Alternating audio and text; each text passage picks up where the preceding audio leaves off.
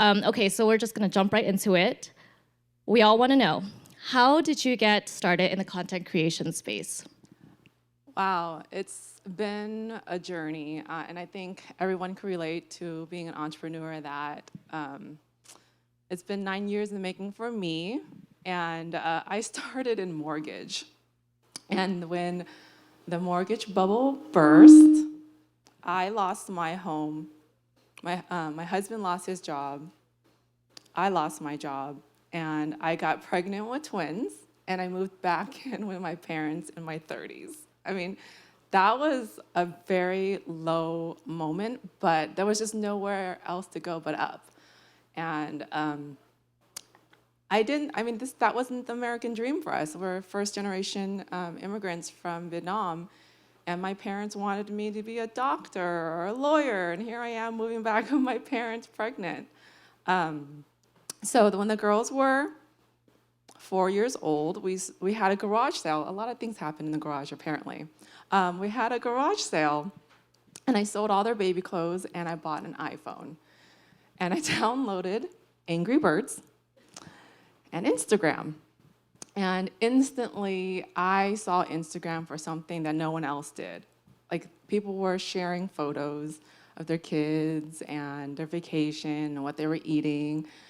And something just clicked in me that there's something here there. So I borrowed $1,500 from my mom. I know I'm like leeching off my parents at this point. And I bought a MacBook, and I started blogging. And I had no idea what blogging was, but it was just trial and error. And I grew to 1 million followers on Instagram because I was an early adapter. And as being an early adapter, I felt the imposter syndrome really hard because I felt like I got lucky. But when I hit my first 100,000, I released my ebook, and I sold it for $39.95. And the night before I released my ebook, my dad's like, "Are you sure you don't want to go into real estate?" I was like, "Thanks, Dad." So we released it in the morning, nothing but a photo, and really a horrible photo of me in like this black gown while I'm selling a diet book. It made no sense at all. It was called My Daily Diet. I had no idea what I was doing, guys. Like, don't think just because I'm up here, like I knew I had all the answers. But that book changed everything. I was able to move out of my parents' house. My husband quit his job. And it just started snowballing from there. And I was growing really fast and making a lot of money. And I just paid off all of our debt.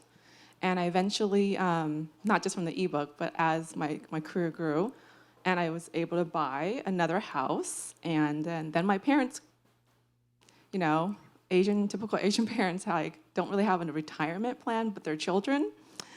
And so they moved back into with me. So it was like, it's my time to pay them back. So the house was really small. So I had to buy a bigger house. And yeah, that's just where it just snowballed to Instagram, TikTok, YouTube, and Facebook. But the biggest moment I had this year was actually last year, was when I bought my parents a house. Wow. Yeah. But I'm not a martyr. They were driving me nuts.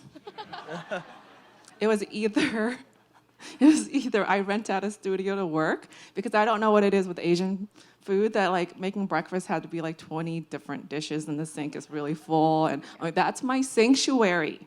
This is where my place of work. So it's either I disown my parents or I got them a house down the street, which is interesting. Wow.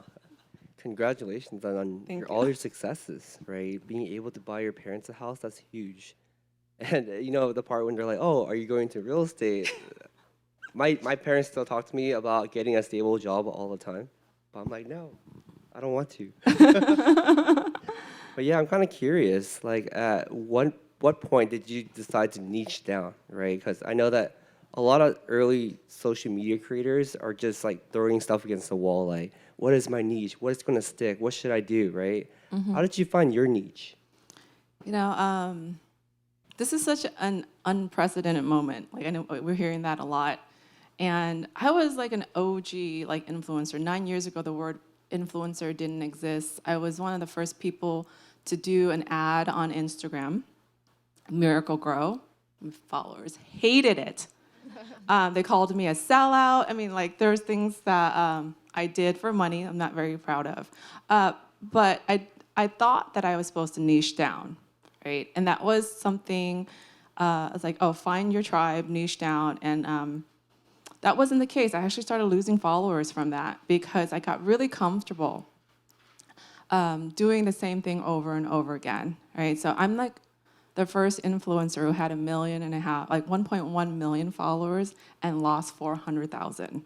Like, it was such a low moment because, like, what am I doing wrong? Like, I'm posting all these things and I'm just reminding them that I'm on the internet and they're just unfollowing because I got so comfortable doing just healthy recipes and this is all they wanted from me. And it didn't serve a purpose because I was posting things on fear. Like, let me post fruit because everyone loves fruit. They're not gonna hate me, right? So like, I lost my voice, I lost my identity, and I lost how organic I was. And then along came TikTok. And during the pandemic, when the whole world shut down, and like my campaigns were frozen, and I wasn't traveling as much, and I came to my twin girls. They're 13 now, and I was like, "Girls, there's this app called TikTok." And they're like, "No, Mom, absolutely not, Mom." I'm like, and that was when I knew there was something there.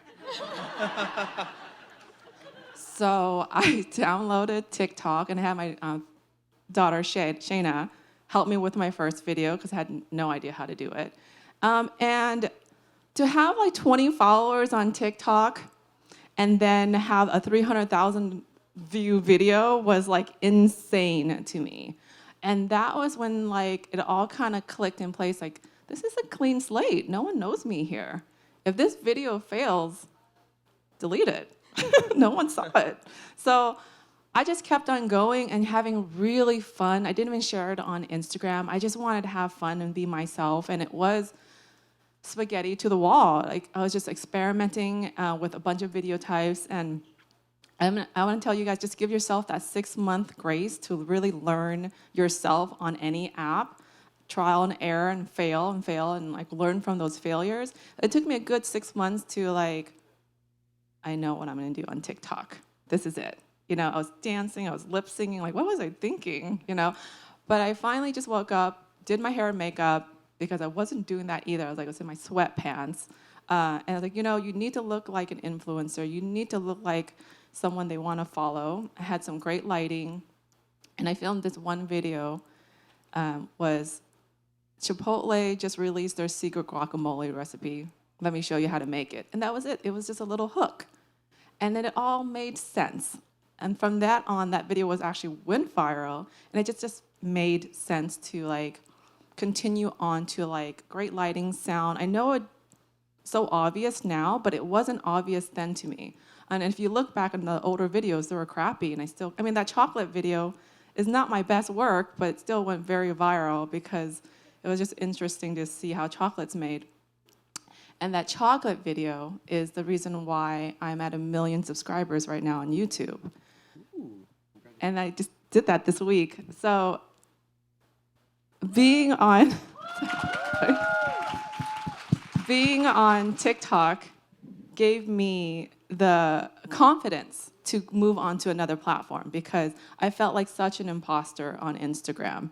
Like I got really lucky. I was early adapter. And then going on TikTok and growing over 4 million followers on TikTok, it just told me that like maybe I do know what I'm doing. Maybe my content is valuable and it does resonate with the people watching. So I went over to YouTube and I was sitting at 25,000 YouTube subscribers for like 9 years. Like I tried, failed. I did not know what I was doing on YouTube. And last year, I just gave it my all because I felt so confident in YouTube. And I remember in New York, I was there at dinner with my team, and they were giving me gold medals. They surprised me with a bunch of gold medals. Like, 100,000 YouTube subscribers, 1 million Instagram followers, and 3 million. It was an amazing dinner. I went to bed that night, and I woke up to 200,000 subscribers on YouTube. That took me forever just to hit that 100 mark. What happened? And it was just one video that propelled everything else. And that's all it took to breathe fire to your channel. Because the way the platform works now is you have one viral video, it pushes everything else to everyone else, and now everything that you post is feeded to the person who watched it before. And that's why that chocolate video is so interesting, not because it's an interesting video, but because it taught me that I just casted a huge wide net. It wasn't niche. It's not a healthy recipe. No one's gonna make chocolate and spend $200 on one bar and spend 3 weeks on it. But it casted this wide net. A lot of eyeballs were on that video. So the next video that I filmed and posted, the algorithm says, you watched her previous video. Do you think this would be interesting too? So there's no, yes, niche down if you want. There's no right or wrong way. But I really do think that casting that wide net and then in between creating content that speaks to your followers is not about you, but what they're following you for is when you get that engagement. The engagement's really important because then they relate to you. They see you as a giving person. They engage and then they boost that video, and that video does well too. So you have to chase both. That makes sense. Yeah, that makes a lot of sense. And I love that you pretty much took your experience at TikTok and that gave you the confidence to move on to YouTube. And I think that's what's so unique about TikTok is that you don't have to be a celebrity to go viral on TikTok. You could be anyone that is doing everyday things that's either relatable or educational or valuable, and that could resonate with your audience, and that alone could go viral even if you have 2 followers. Yes. So that is so amazing. Clean slate for everyone. Clean slate, exactly. Yeah. And with your growing number of followers, I know that there can be a lot of pressure with followers as well as just, hitting those numbers. There's a lot of pressure if you don't hit a certain number, if you don't hit certain views, it can cause you to burn out. Did you ever go through burnout, and how did you kind of deal with stress and burnout with social media? Because I think for a lot of us as business owners and entrepreneurs, a lot of our marketing and business is a lot on social media, right? And so there's a lot of pressure for us to perform well on social media, to get our name out there. So what was it like for you dealing with burnout? I always say if I could clone myself, that I would probably just work that person to death too, because there's just so many opportunities right now as a creator, and I was through that drought. If you guys remember, Instagram was we were a slave to Instagram. Will you post and pray? Please, someone like this photo. And you guys are in comment pods, and you're texting your friends hey, you need to comment on my post, I know you guys did that because I did it too. And we were just a slave to it. And then there's something shifted this past couple, maybe 2 years, when TikTok came in and made the creator first, right? It was users first. The platform was so focused on keeping the users on the platform that they were ignoring the creators. And TikTok changed that and gave us a voice and gave us value on their platform, because that's what we kept the users on the platform. There's I never got so many swag boxes from all these platforms, and now there's creator funds and all that. So I was through this drought where it was no growth, losing followers, to now every time you share something, you could grow on any of these social media channels. So for me, the burnout is because I don't want to miss out on this opportunity, because I don't know when it's going to end. Maybe it will, maybe it won't. But this is the first time that all four major social platforms, Instagram, Facebook, YouTube, and TikTok, and now, Snapchat's getting into it, and Twitter, and Pinterest. There's LinkedIn. There's so many. They're competing for your content. And it's like, where do you go? How do you choose? And is the burnout real? Yes. You have to set boundaries and like ask yourself, what is enough? Is 1 million followers enough? Is 2 million, 10 million? How much money is enough? And do you want to continue just doing brand deals? Or do you want to open up to, for me, I just signed a cookbook deal, by the way. So thank you. Congratulations. So do you want to open up to mainstream media and have your own products?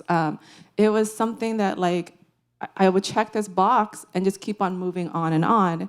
And it had something to do with signing with my team. I don't know if you guys know who Barbara Jones is, but she signed with me 2 years ago.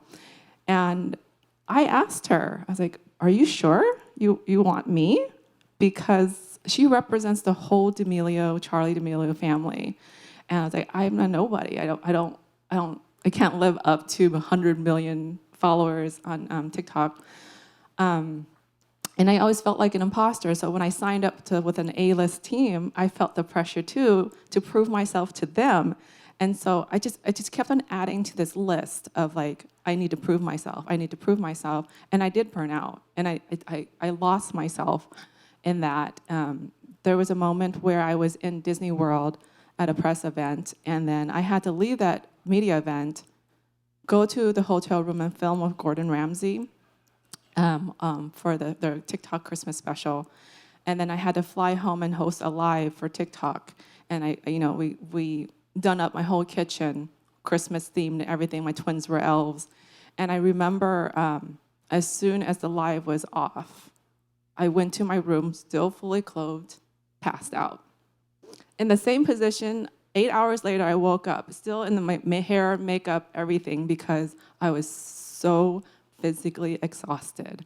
And there has to be a point where you have to say no, and I wasn't saying no.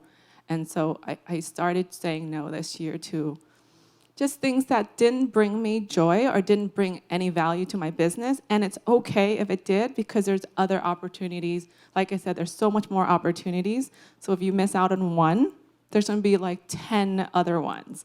And that's like how I'm starting to bring my sanity back. I'm so glad you're talking about the topic of being burnt out and mental health right now, because it's such a real thing. It's right? Like as creators, as business owners, like we just don't know when to stop, right? If there's an opportunity, I used to be guilty of this too. I would say yes, like I would do it because it's an opportunity I need to seize, right? But at one point, you need to say no. But I'm so glad you said yes to us. I was like, free trip to Vegas. But yeah, so thank you for sharing that story, because it's so real for all of us to hear that and relate to someone like yourself. When we look at you on social media, your life is picture perfect, right? You're like the best content, the best photos, the best vacations, but behind that is so much hard work, sweat, and labor to make it happen.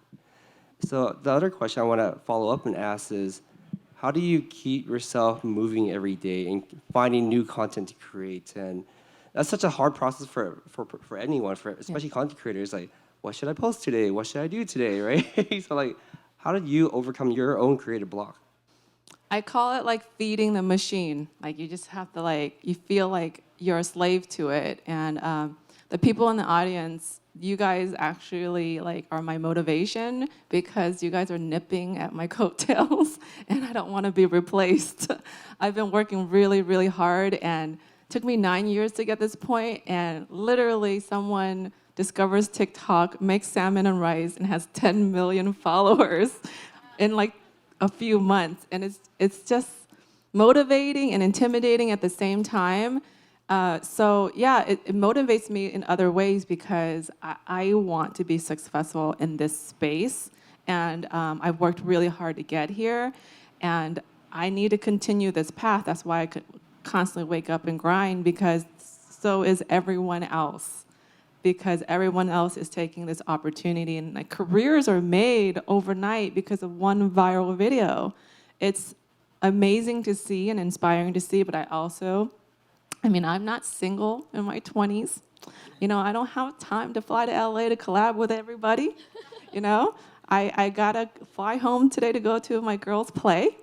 That's just the reality of my life. So what I do is tell myself that it's okay not to film 5, 6 videos a week.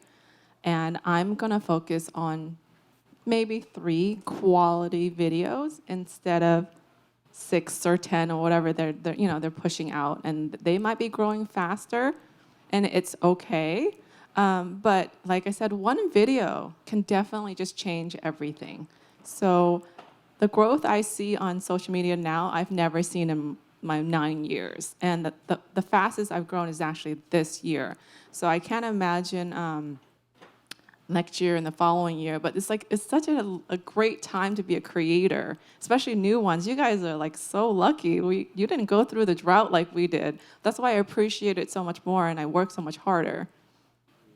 Absolutely. So I think we might have one more question, and so we open it up to audience Q&A. And my question would be, if you could give one advice to someone who wants to get into content creation and is trying to build a following but doesn't know where to start, what would that one advice be? Wow, there's so many things I could tell you right now, but this is what I tell my sister-in-law who is trying to get into the space, and she's really successful in it, but she's so down on herself because she's constantly like, well, I did all this, it failed. I did this, it did fail, and then you filmed that in 10 minutes, and it was so perfect. And I'm like, don't compare your beginning to my end. You guys I don't know what stage in life you are in your career, but if you really want to compare yourself to me, then go back to wherever stage in life I was. If you were starting a year from now, 2 years from now, go back and look then, because I was a hot mess then too. And that's how you grow. And I tell her all the time, you can't expect to make this kind of money and film this beautiful video without putting in the work, because I've failed more than I've accomplished, but I've learned from all those failures to accomplish what I have now. Thank you so much for that advice, Mai. Thank you, Mai. All right, so now we will open up questions in the audience. So go ahead and raise your hand. I think we'll answer at least 2 to 3 questions. Anyone have any questions? No one? All right, we have a question over there. Please stand up. Hello, my name is Margie. I tried the blogging thing, but I'm a house flipper, so I love it. But the blogging, it gets exhausting. It feels like you do have to perform. But my 13 years old, it's a completely different story. She wanted to do it. She's begging me for years. To the point I went to Bali and met with the best bloggers. But as a mom, it's kind of hard, because I'm going to put her out there. Yeah. And so I met all the bloggers here and just can you leave her a message, Yeah. But what is the safety concern for you as a mom too? Would you let your kids be a, TikToker and, Yeah. the comments also can get really nasty, right? Even if you're super positive. I don't want her to go through that. So what would you advise for me as a mom if I'm going to let her enter this space? Thank you. Yeah, that's a really good question, because I have 2 13-year-old girls, and this is a conversation that I have with my husband all the time. Whether you like it or not, they're going to be on it. Whether you like it or not, they're going to be scrolling TikTok. They're going to create a account that you don't know about. They're going to be posting about it. So, and my daughter has done that. So what I did was create an account that I monitor. They post on. I read the comments and I read the DMs and I watch over that. But unfortunately, it's so hard to tell them not to do it, because TikTok is their life. This is their culture. And this is where they learn their news, and how to do their hair, makeup, and this is what their friends are talking about. So to keep that from them is almost child abuse, So as long as you're aware of it, you're not going to be able to monitor everything, but at least you're part of it instead of them hiding it from you. Wow. Thank you, Mai, for answering that question. So we have time for about one more question. Let's try someone the other side. Keep it even. Person back there.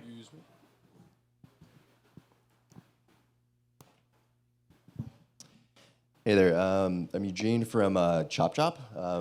Congratulations, first of all, for your success.